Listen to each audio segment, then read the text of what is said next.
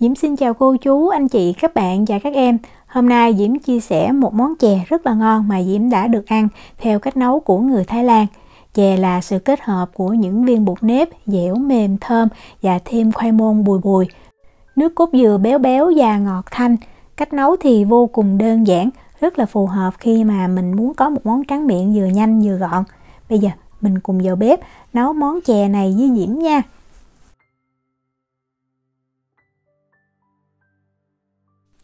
Một trong những nguyên liệu chính của món chè này đó chính là khoai môn. Khoai môn thì mình nên sử dụng khoai môn cao vì nó có cái độ bùi và nó dẻo. Khoai môn cao này thì Diễm mua cái loại đông đá, bán ở trong tiệm Việt thôi. Và một gói như vậy nó là 400g. Khoai môn này mình lấy từ trong tủ đông đá ra thì mình để nó tan ở nhiệt độ phòng khoảng 3 tiếng là được.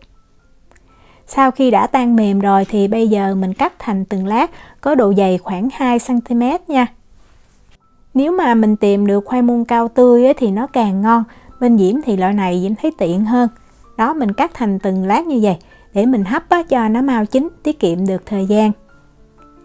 Diễm cho 400g khoai môn đã cắt vào trong một cái sửng và mình bắt lên bếp. Bắt lên bếp rồi thì mình mới bật lửa lên nha. Đối với lại những cái loại củ hoặc là rễ thì mình sẽ luộc hoặc là mình nấu mình hấp lúc mà nước nguội. Diễm sẽ để cái lửa lớn nhất và bây giờ mình đợi cho nước trong cái sửng này nó sôi lên. Khi mà mình nghe nước sôi và mình thấy cái hơi nước nó tỏa lên thì lúc này mình mới hạ xuống cái lửa trung bình. Diễm để số 6,5 và mình hấp cái khoai môn này trong khoảng thời gian từ 10 cho tới 12 phút. Khoai môn Diễm dùng là loại đông đá, vì vậy Diễm thấy hấp nó mau chín hơn. Sau 10 phút thì Diễm sẽ mở ra, mình kiểm tra. Mình lấy một chiếc đũa đó, mình xiên vào, mình thấy rất là dễ dàng, không có bị cứng là mình nhắc khỏi bếp liền. Mình đừng có hấp cho nó mềm quá thì khi mà mình nấu chè nó dễ bị nát. Nhắc ra khỏi bếp rồi thì bây giờ mình để ở đây khoảng 5 tới 10 phút cho nó nguội một chút ha, rồi mình sẽ quay lại mình làm. Với công thức chè này thì mình cần 200g khoai môn đã hấp chín. Phần khoai môn còn lại đó mình cứ cất trong tủ đông đá, khi nào mình nấu thì mình lấy ra, mình để nó tan đá tiện lắm. 200g này thì bây giờ Diễm sẽ lấy ra 50g. Nếu mà mình không có cân thì mình nhìn ở đây thì nó khoảng 1,5 miếng đó. Cái phần này mình sẽ lấy để mình trộn bột rất là ngon.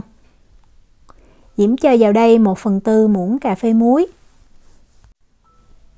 20g đường. Cách đo bằng muỗng thì Diễm ghi ở phần miêu tả video. 10g dầu ăn, Diễm dùng dầu hoa hướng dương. Nước mình sẽ sử dụng nước ở nhiệt độ phòng nha, không nóng cũng không lạnh, 150g hay là 150ml. Để cho chè nó có cái mùi thơm hơn và cái màu cũng đẹp đó thì Diễm sử dụng thêm cái chai tinh chất khoai môn này. Mình xem cái thành phần ở đây nó đều là từ tự nhiên thì tùy mình thích. Nếu mà mình không có thì mình không cho cũng được, còn nếu mà mình có thì nó sẽ ngon hơn. Mình mua ở trên Amazon hoặc bên Diễm thì Diễm mua ở trong tiệm Việt. Mình cần một lượng rất là ít nha. Cái này cái muỗng 1ml là Diễm cho chưa đầy muỗng, thì nó khoảng 1/6 muỗng cà phê. Cho nhiều thì cái màu nó đậm quá cũng không có đẹp. Sau khi cho tinh chất khoai môn vào thì mình mang mình đi xay thật là nhuyễn nha. Diễm sử dụng cái máy xay cầm tay. Nếu mà mình có máy xay sinh tố thì mình sử dụng máy xay sinh tố. Quan trọng là mình xay cho thật là nhuyễn mịn thì mình nhồi bột nó sẽ dẻo, nó ngon hơn. Về bột thì Diễm sử dụng bột nếp. Đây là hiệu của Thái Lan. Mình sử dụng hiệu nào cũng được Bột nếp nguyên chất là ngon. Mình cần ở đây là 200g bột nếp nha. Và mình sẽ lấy cái hỗn hợp nước khoai môn hồi nãy vừa xay nhuyễn đó, mình cho vào. Mình thấy nó xay rất là nhuyễn và nó sệt như vậy.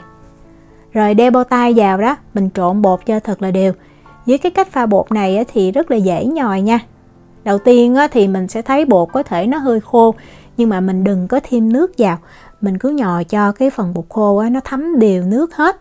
Tới lúc mà mình thấy đã thấm đều nước hết mà nó còn khô cứng thì lúc đó mình mới cho thêm nước.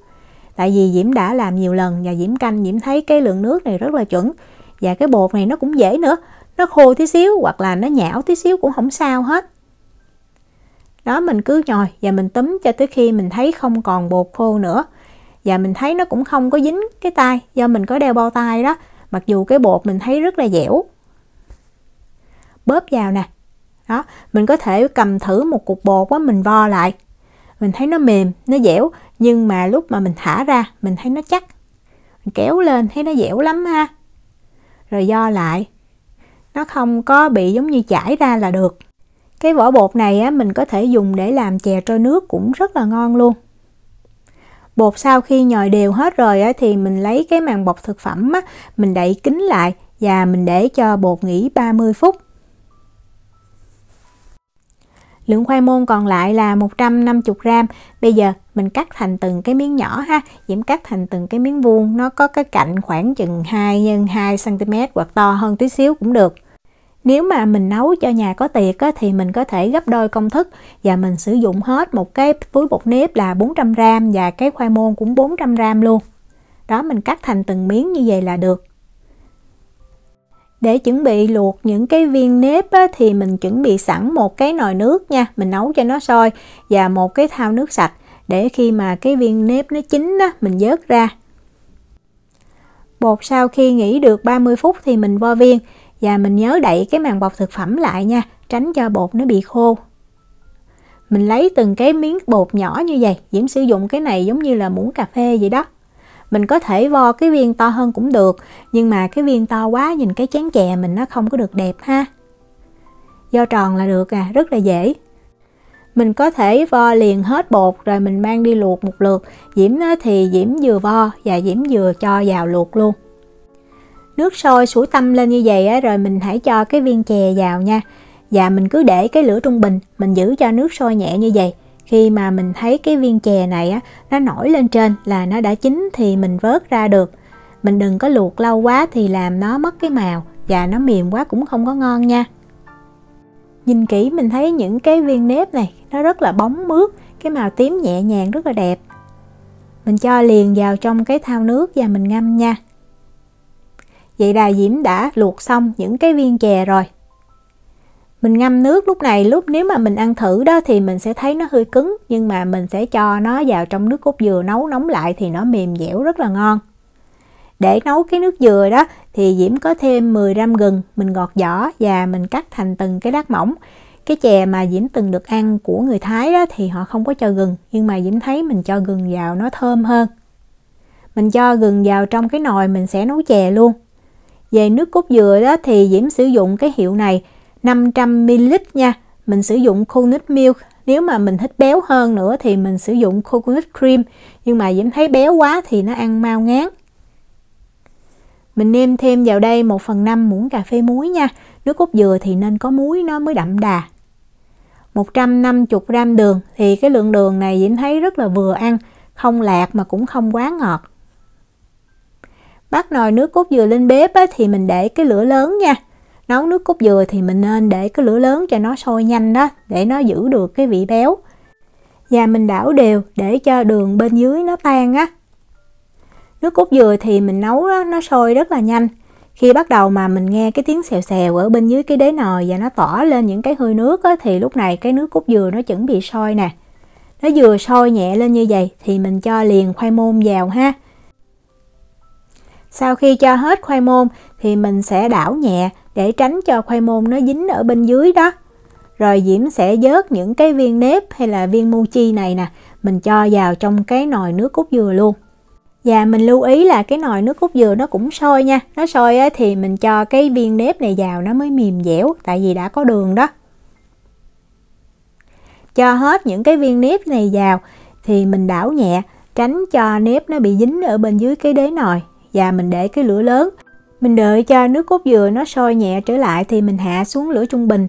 Mình đợi những cái viên chè nó nổi lên trên mặt nước á, là mình nhắc khỏi bếp được ha. Đừng có nấu lâu quá thì nước cốt dừa này nó đặc á, làm chè đặc quá cũng không có ngon. Đó, Diễm thấy nó nổi lên trên hết như vậy thì Diễm nhắc khỏi bếp. Chè này á, Diễm thấy á, nếu mà mình thích ăn lỏng á, thì mình ăn liền. Nó nóng như vậy, rất là ngon. Cái viên chè thì nó sẽ mềm và nó dẻo. Còn nếu mà mình để nguội á, thì chè nó đặc hơn tí xíu. Nhưng mà do mình có cho thêm khoai môn vào nên cái viên chè nó không có bị cứng. Nó săn hơn chút xíu thôi, nhưng mà vẫn dẻo, ngon lắm luôn. Khi ăn á, thì mình có thể múc ra từng chén nhỏ và mình rắc thêm mè rang vàng hoặc là đậu phộng rang vàng lên trên đều được. Chè này ăn không hết á, thì mình cứ bảo quản trong tủ lạnh ha. Nó sẽ đặc hơn tí xíu, nhưng mà mình hâm nóng á, thì nó loãng ra và cái viên chè nó mềm dẻo lắm.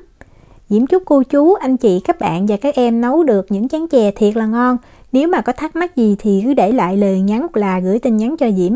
Diễm cảm ơn sự quan tâm theo dõi video rất là nhiều. Hẹn gặp lại trong những video tiếp theo.